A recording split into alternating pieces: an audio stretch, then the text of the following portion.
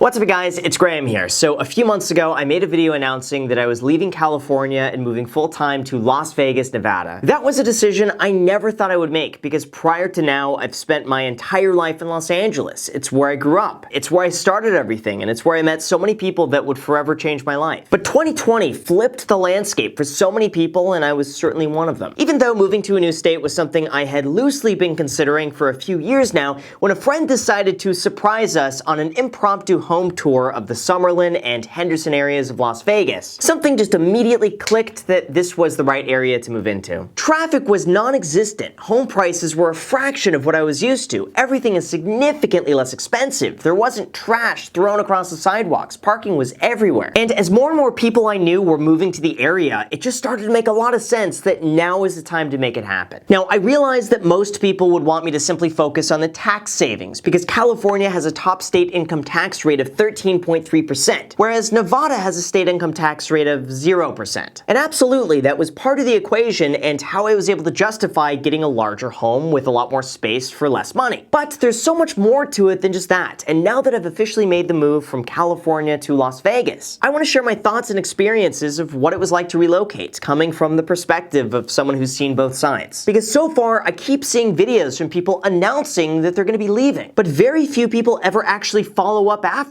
to share their experiences of what it was like, what they went through, and whether or not it was worth it. So for you watching, this is that video, and here are my thoughts about leaving California. But speaking of leaving things, if you wouldn't mind leaving a like on the video for the YouTube algorithm, it would help me out a lot. No, but seriously, just a quick like on the video helps out my channel tremendously, and the more engagement a video like this gets, the more likely YouTube is to recommend this video to a brand new audience who could also leave a like on the video for the YouTube algorithm. So thank you guys so much for doing that, and with that said, let's begin. First, we have to talk about the cost of housing. For me, this was one of the biggest adjustments, but in a good way. See, in Los Angeles, I was used to living in a one-bedroom, one-bathroom, 800-square-foot duplex while using my garage as a place to film these videos from. But after a while, it became apparent that we needed more space, so after 6 months of looking, I purchased a 3-bedroom duplex near the beach for $2.2 million.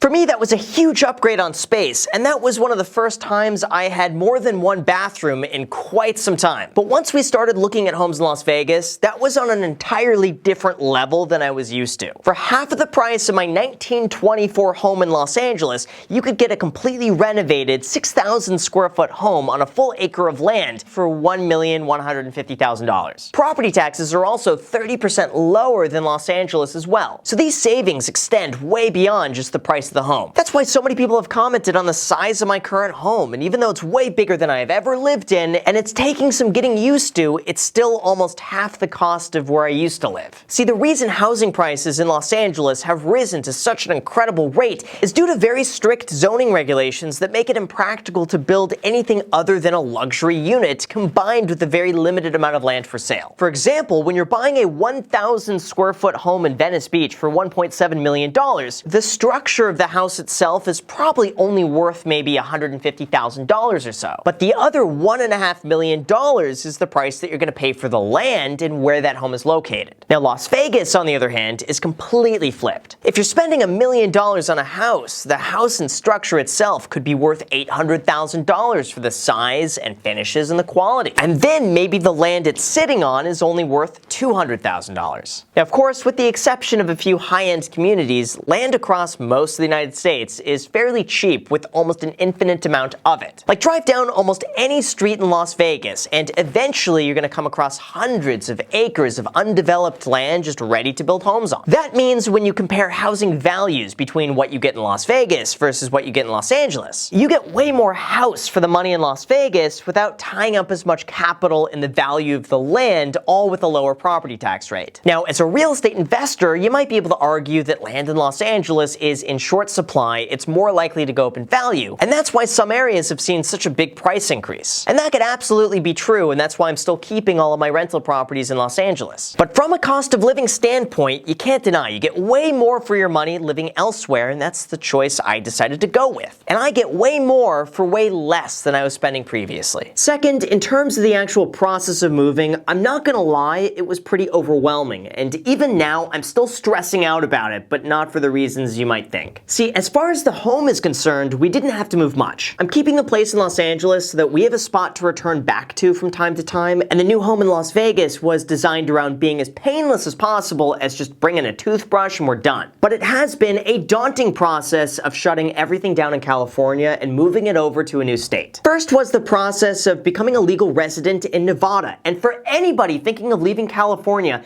please listen very closely to this because this is something I was not prepared for. In order to leave California, you must set up a domicile in a new state by forfeiting your driver's license, your car registration, your license plates, your voter registration, and then setting them up again in your new state of residence. I knew this about 4 months ahead of time, so in September of last year, I made the soonest available DMV appointment that I could for January of this year. But I noticed online that they offer walk-in appointments for new residents every Saturday at 7:30 a.m. So I thought I would be proactive and get there early on a Saturday ahead of my appointment because I knew appointments were impossible to come by without waiting several months, and I didn't want to risk not getting this done. Well, on that Saturday morning, I was not prepared for what I saw. At 7 a.m., there were already thousands of people waiting in a line that extended a mile down the street, and those people had been waiting there since the day before. And that was not just a fluke either. That was across every single DMV that we went to in Las Vegas, every single Saturday open to new residents. They were so inundated with new people moving to Las Vegas that they could not possibly keep up with all the demand. Now, thankfully, I was able to get everything taken care of at the time of my appointment. But had I not made that reservation 5 months ago, it would have been nearly impossible to get this through. It's also been a bit of a struggle to find every piece of mail, bank statement, investment account, and source of income, and then move that to a new corporation I had to set up in Nevada. My tax attorney made it very clear that I had to change everything over, including where I get my prescriptions filled, where my property tax statements go, where banks send 1099 interest, where my credit card statements go, where my cell phone plan is, and where I get insurance from. Really nothing here could be left unturned. That also includes shutting down LLCs and corporations that I've used in California for many years, and then reinstating them again as a brand new company in Nevada. And even though I think I have it done, it's not been an easy process. This is something I was absolutely aware of ahead of time, but still, come January 1st, it was very stressful just to make sure everything was properly accounted for. And third, let's talk about taxes, because I know that's what everyone wants me to talk about, and I won't lie and say that that was not a factor in this decision. As it is right now, California has a top marginal tax rate of 13.3%, which is the highest in the United States. Compare that to Nevada, which has a state tax of 0%. Now, this is not to say that I am against paying taxes or that that was the only reason for leaving, but it was a justifiable component. Now, I haven't lived in Nevada long enough to realize my tax savings quite yet, but by the time I file my tax return in 2021, I'm likely looking at a savings of about $400,000 or so. And the real number is probably going to be even higher than that, considering that almost everything from a tax standpoint is less money in Las Vegas. Like, property taxes are 30% less. Sales tax is 15% less. And that tax savings is generally passed on to you as the consumer on the price that you pay for everyday items. Now, Nevada could do this because their state revenue is largely subsidized by tourism, hotels, and casinos. But California, on the other hand, is a little bit more difficult to explain. The California GDP is the largest in the nation at $3.2 trillion,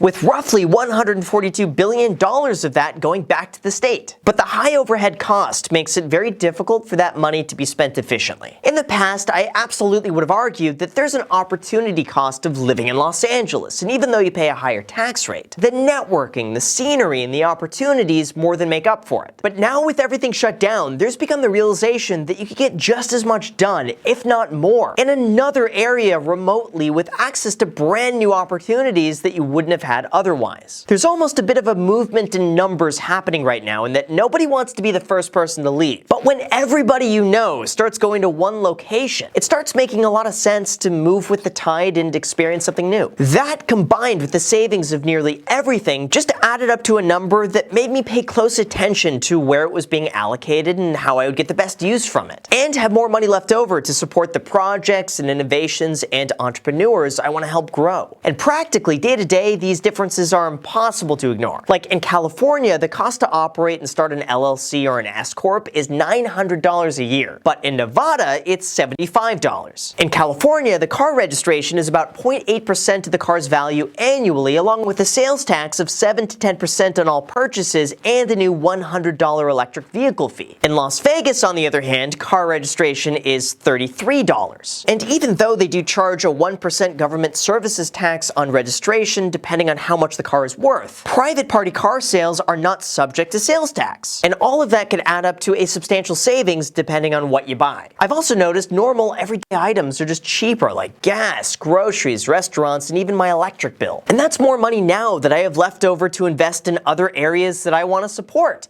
like GameStop.